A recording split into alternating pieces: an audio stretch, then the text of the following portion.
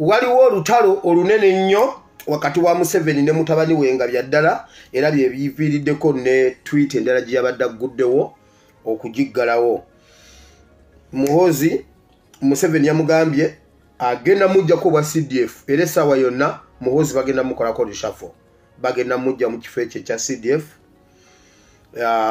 Olutalo lwabadde lw'amaanyi nnyo. Museveni yamugambye oyogera ne impunity, nina ebizibu bingi otinkula abantu. Yamubuuziza senga nali mbikwata bwentyo senga weetuli. Yamugambye senga nali mbikwata bwentyo senga wendi wandindabyeko gwe n'okundabako.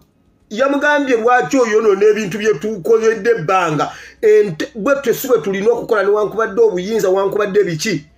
Museveni yayombesezza omwana era namugamba omujjako bwa CDF oba okumujjako ekintu kyonna abeeraawo asigaze ekifo eki kya last son kubanga azaala ekibi akiwongerera abeere last son. Era kyova olaba ebyo bye bayinzayizaawo kakati gundi bbala mwagamba mbu waliwo abahakinga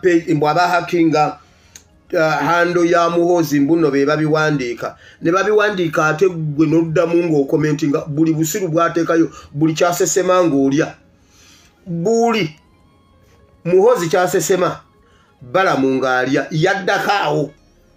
Naye nze mbuuza bwe muba mutidde bwe mutyo kati mbuuza Muhoozi ne balamu ne Museveni kansoke ku Muhoozi ne balamu bwe muba mutidde bye mukoze mu gavumenti yammwe nga kitammwe yali mu ntebe akyagiwambye agiina ye pulezidenti mbu nga nze siriimu nze si yanfuga nze Museveni tansinikirako binnyo bye era naye akimanyi pulezidenti wange mmumanyi Kyagulanyi Ssentamu. Naye nze ngamba bwe muba mutidde nga Museveni yali mu ntebe n'otyanga gwe CDF ne weegaana by'oyogera ne by'owandiika balamu n'otyanga oli minisita kati kigenda kuba kityanga muvuddeko.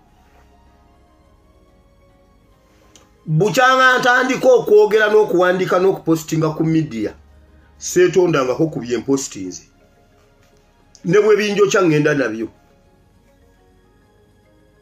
ate era siri muntu ayokebwa ate ne bwenjokebwa ne bwe kiba kinjokeza si mawulire. Waliwo olumu juzi Red Pepper Monitor yakkiriza defeat ya Mpuuga si lwakuba Monitor ye yali enkyamu naye mu kaseera ako walabanga Monitor eyokeza gye bigwenza okuggwerera nga Mpuuga ye yayokya. Ebimu tusobola okulabika nga abookeza naye ate ne wemba njokeza olaba zi Monitor zi New Vision ezookya naye ate nze era nze siyokebwa naye nze mbuuza bwe muba mutuusa okwegaana CDF ne weegaana handles zo ne weegaana bye wapostinga ng'oli CDF. Omwana yayimba n'agamba nti olaba okoze olaba olabise bwotyo mu makanzu kati olwo n'olabika otya mu fitingi. Kati nze mbuuza olaba obikoze bwotyo mu gavumenti yammwe kati olwo n'olabika otya mu yaffe bannange yoyo ngenda kusalako omutwe.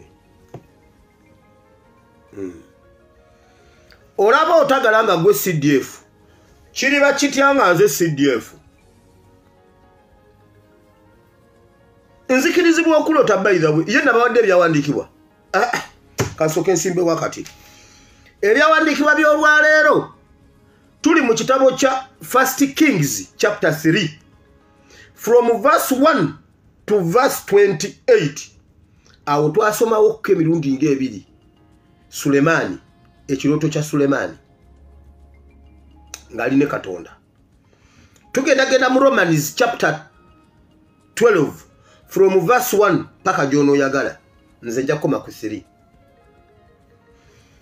Olwaliro ngenda kwogera ku ki eri nsimbi eyakati ngenda kubuulira bannayuganda okulekeraawo okweyagaliza nga weeyagaliza wekka selfishness gye ngenda okwogerako leero kubanga ogwo omwoyo gutusibye nnyo omwoyo ogwo guli mu bannayuganda ate ne mu struggle mweguli guli mu bannayuganda bonna leero gwe ngenda okwogerako omwoyo ogwo ogw'okweyagaliza abalala ne bwe bafa gwe n'osigalawo kati wamma ekyo kye ngenda okuyogerako leero kati nzizeeyo eri mbadde mbuuza ogwo ogulenzi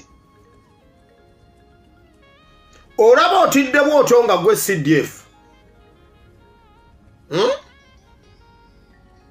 olirabika otya nga gwe wa bodaboda olaba weegaana by'owandiika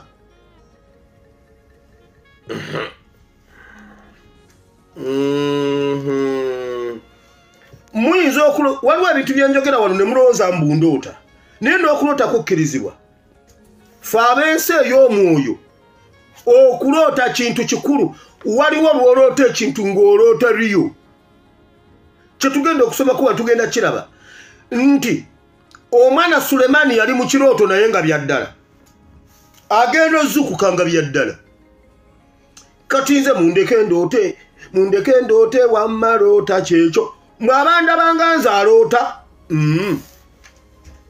kansirike kati obanga mutandise okwegaana bye muwandiise ne bye mwogedde ne bye mukoze Museveni yamubuuziza naye gwe omanyi palamenti gye wavumye omanyi ebintu Muhoozi yongera ovume palamenti ate Muhoozi kola bwoti Muhoozi njagala okube Museveni oluya kugyeko obusiru Museveni oyo mwana mugyeko obusiru gye obusiru kwoyo omwana wamma Muhoozi byokola byebituufu Muhoozi byokola byebituufu palamenti givume abalamuzi bavume kuyirozidde kwata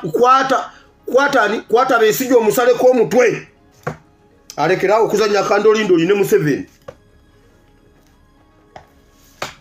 Muhoozi tokolangako byamagezi nze ekintu ekyamagezi kyonkoledde bukyangobawo kiri eki kuvuma palamenti kati obulayo kimu kukwata ka Museveni noka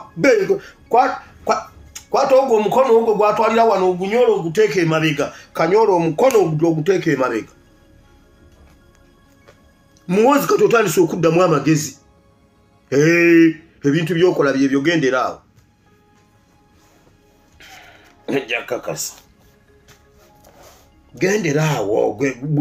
genderaawo nkubanja olina ebbanja lyange eri nakutuma omulambo gw'erweru sakutuma omulambo gw'erweru Muhoozi sakutuma omulambo gw'erweru erweru bwakusookanga tokuba ku simu yange ate kimanye nti nerweru akunoonya buddeyo otamiire erweru tatamiira osiba mu ttamiiro ate nze byenjogera ebyange sibimenyawo nga gwe mbuno CDF kyatya mwenze ne malambeera CDF wamma katugende tuwumbewumbe wiiki naye nga tetunawumbawumba wiiki najja wano mbadde ngezaako kulwakuba ba adimini bange bali bize bonna benkwasaganya nabo emirimu gino okusobola okuba nga tulondoola gundi ebintu ebyenjawulo ebibaddewo tuba tulina okubikatiriza okuleeta bye tuyiseemu waliwo vidiyo esaturatinze ennyo ey'omwami gwe bayita Bosmik Otim najja ne mbabulira ebintu bya Bosmik Otim alina vidiyo ndowooza nga 6 nga njogera ku Bosmik Otim era namubajjukiza byonna bye baakola paka lwe baamuleeta mu State House nali nakamalo bagamba ne bateekayo n'ebifaananyi nga Bosmik Otim ali mu State House ne Museveni naye nga yali atolose be bantu abawunjawunja bwe bati ne badde eno omanyi Museveni akwogereza mpaka nga akukkirizisizza nze Museveni okulekerawo okummanyira kuba buli bye yanneegambisa nga mbyogera mu lwatu Museveni alina ebintu bibiri ayagala akutiisatiise mu nkukutu bw'amala okukutiisatiisa n'amala gundi n'akwogereza n'obeera ng'otidde nga bw'oti okirowoozaako wekka bwakusuubiza byakusuubiza okukuwa biki nabyo birowoozaako byokka bwatomeza abantu n'abajjako kye bakkiririzaamu. So nabagamba ebintu byonna ebyatuuka ku Boss Miko team nembibalagane ku video, omuntu asobola okunoonya video ezo osobola ozinoonya mu video zange. Nabagamba ekintu ekyali mu kwagala okutambuza regional parliament baali baagala okukijjamu ekintu ekyo balwana nnyo okulaba nga bagana His Excellency Kyagulanyi okubuuka Kaluma okudda eri. Ebyo mbadde nga mbyogera nga mbibabuulira mu security alert emirundi mingi. Naye nga buli kye bayiyo okukola nga tukikuba.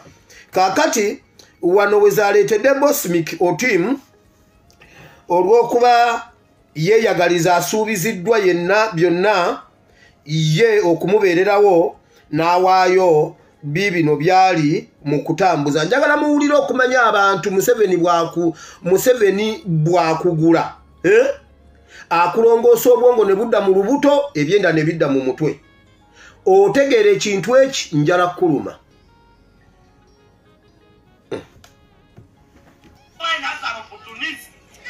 He's coming at night. Today, the 17th, at night, Bobby Wine is coming to Gulu City and he will be maneuvering his way to Agago because tomorrow there is a coronation of a chief and Bobby Wine, as an opportunist, want to take advantage of all situations. When we were in the camp, we did not see Bobby Wine. We did not see people power. We did not see Mnu. Camp baziri mu myaka gya 9 ne ali 2000. We were in the camp, highly concentrated IDP camps. We did not see Bobby Wine. Ebya 9. And today, when we are out of war, when the government has already brought peace in the region, and when we intend to consolidate the peace, maintain the peace in the region, the peace stability that we have. Bobby Wine wants to come and disorganize us. Bobby Wine, you are not welcomed in Gulu. We shall never welcome you because you are tribal. First of all, you are tribal. Everything you are doing for your own people, your own tribe. You are working for your selfish interest, you and your family, and you and your tribe. You are tribal. We don't want you in Gulu. I will be in Agago tomorrow. Me as Honorable Boss Miko team, I will be in Agago to make sure that Bobby Wine does not reach the coronation place in Agago. Unless you want to run with blood on your head. Strong warning. This is a warning to Bobby Wine and Nuke. You are not welcome in northern Uganda. There is nothing you are going to offer for us. I myself, I work for people power. I work for Nuke. I am the one who brought Bobby Wine and people power. Now, Boss Miko team agamba bwe bali mu camp, concentrated camps mu mirembe gya Konimbu teyalaba ku Bobby Wine yaliwa script gye bamuwaddeeyo abyogerano na mu luzungu okulaga mbu naategeera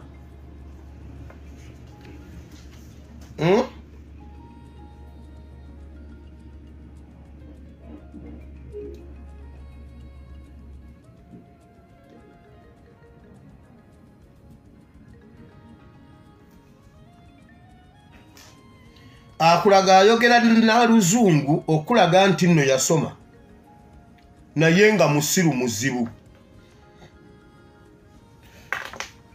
era akuŋŋaanyiza abantu okubalaga nti alina ne byayogera alina n'abamuwagira bakozesa nnyo ekintu ekyo eky'okutiisa ojjukira jjuuzi bwe baleese bro wange gundi ono full figure bro omwana yamuyita bro yamugamba full figure bro weddeko wulira n'agamba mugeze mulinnye Masaka mu kuziika mugenda kulaba Boss Miki okakasa okakasa tetusobola kujja ggulu. Okakasa tetusobola kujja ggulu.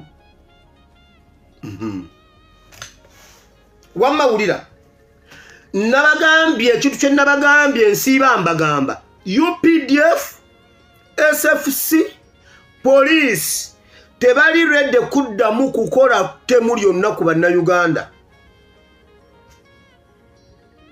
Tebali redde kuddamu kukola temu lyonna ku bannayuganda.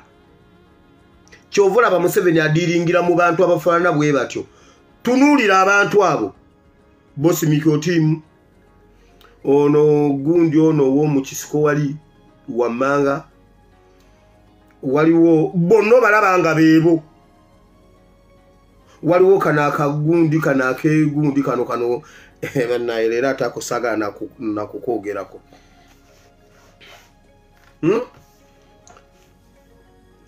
Ekyo Museveni kyalizootinzeeko.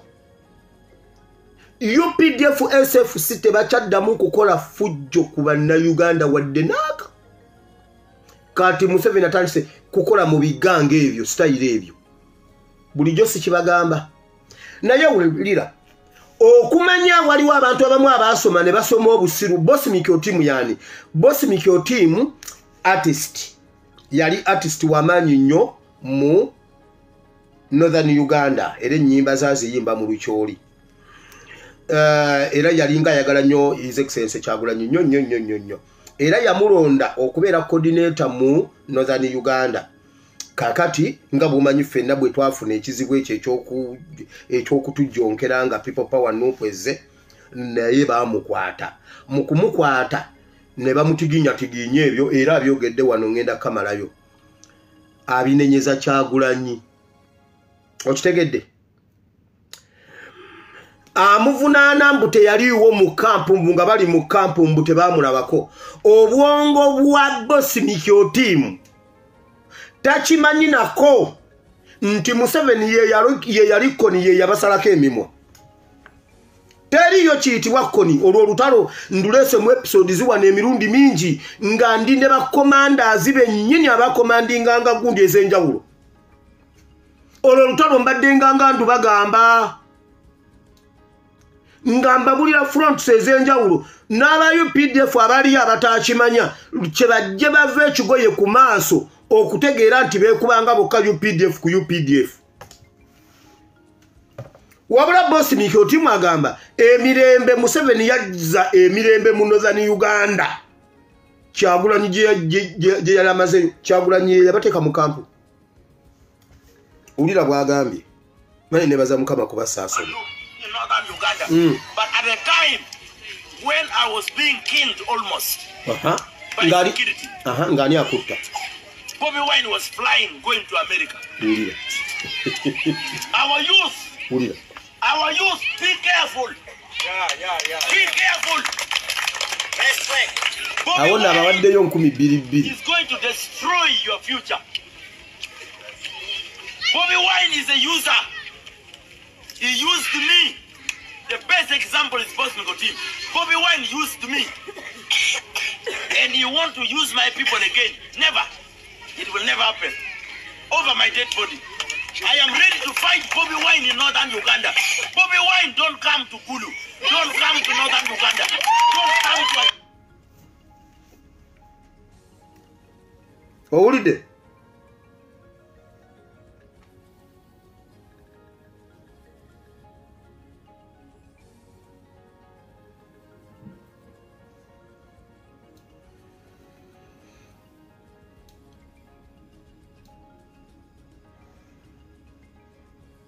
Ekitongole ki Red Cross kidduukiridde abatuuze mu bitundu ebikalamuja abakoseddwa omuliro ogwakuttera ne gusaanyaawo amayumba agasukka mu 2 mu disitulikiti esukka mu 3. Omuliro guno ogwamaze ennaku nga 3 nga gutinta gwava ku bavubuka abayigga emmese mu kitundu kino wabula ne gusajjulwa embeera y'obudde etali nnungi. Katubira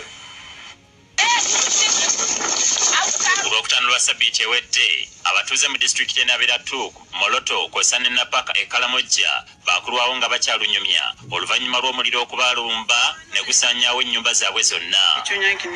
omuliro guno gwakumwa abavubuka b'ekitundu kino abagenda mu maaso n'okuyigga okufuna ekyokulya era nga gwasaasaana okumala ennaku 3 okukakana nga gusaanyizzaawo amayumba agasukka mu 200 mu disitulikiti ezo.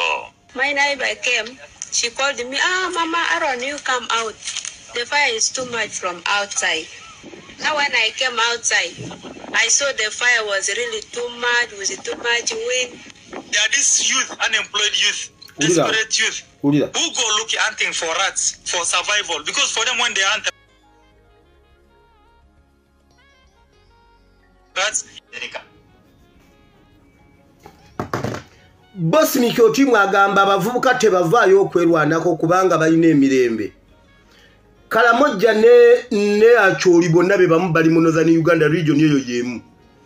Abavubuka bakeera kuyiga mmese ate mmese agitunde nusu 10 for survival.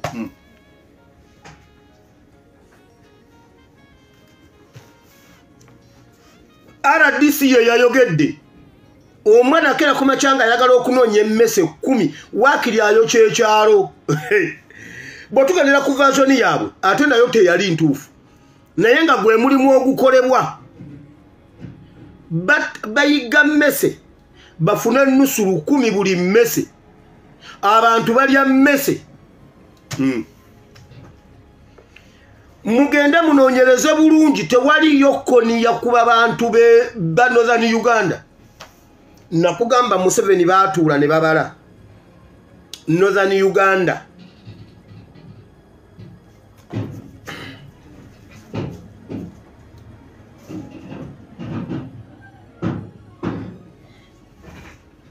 Bali bakutte ku buyinza ebbanga eriwera okuva lwetwabeera mu lwetwafuna independence. Abanozana be bali basinze okubeerako mu buyinza nga babutegeera nga bayivu nga balina ssente kuba obuyinza bwali nnyo mu saidi ye waabwe eyo. So bali bagagga, bali basomye, bali exposed nga batambuddeko, babeera mu mawanga g'ebweru. So bali connected mu 7 n'abakutula mu linnya lya Koni n'abateeka mu concentration camps. Kati bali mu kuzivunaana Bobi Wine Kyagulanyi okitegedde.